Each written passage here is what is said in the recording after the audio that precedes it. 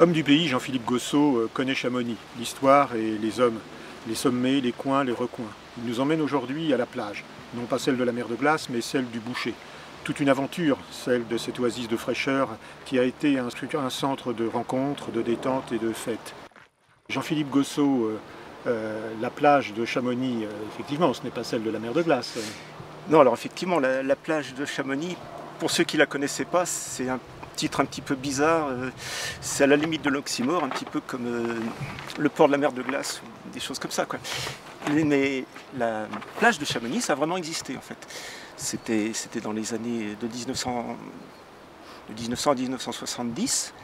Il y avait un lac qui avait une origine un petit peu liée à l'histoire du développement de Chamonix. Il y avait donc dans ce lac, il y avait une île, il y avait un plongeoir, on pouvait se baigner, on pouvait s'éclater. Il y avait un chalet, un grand chalet, qui était construit sur les ruines mystérieuses d'un ancien bâtiment. Et là, il y avait les vestiaires, il y avait les douches, il y avait un restaurant avec une grande terrasse. Et tout autour, il y avait des jeux, il y avait des terrains de sport, volets, agrès, et toutes sortes de choses. Et il y avait également tout autour une grande forêt qui était le bois du Boucher, qui était une forêt de sapins, ou plutôt des épicéas, dans laquelle on pouvait se promener, on pouvait jouer à cache-cache, on pouvait ramasser les myrtilles à la fin de l'été. Et tout ça, ça c'est un des meilleurs souvenirs que je garde de mon enfance.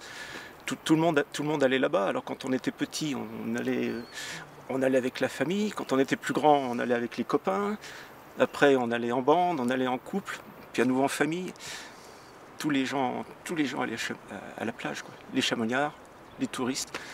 Et c'était un lieu merveilleux qui, malheureusement, a disparu en 1970.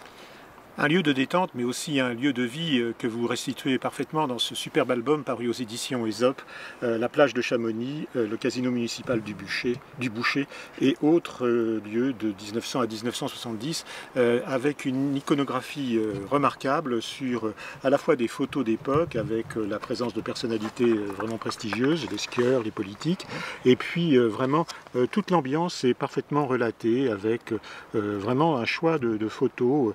On se retrouve vraiment dans cette ambiance qui a certainement animé la vie estivale de Chamonix.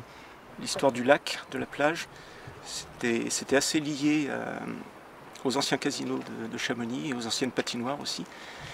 Et donc j'ai voulu également parler des casinos chamonniards, des patinoires et de ce qu'il y avait autour de la plage, et puis des autres centres nautiques de la vallée, et même un peu plus loin.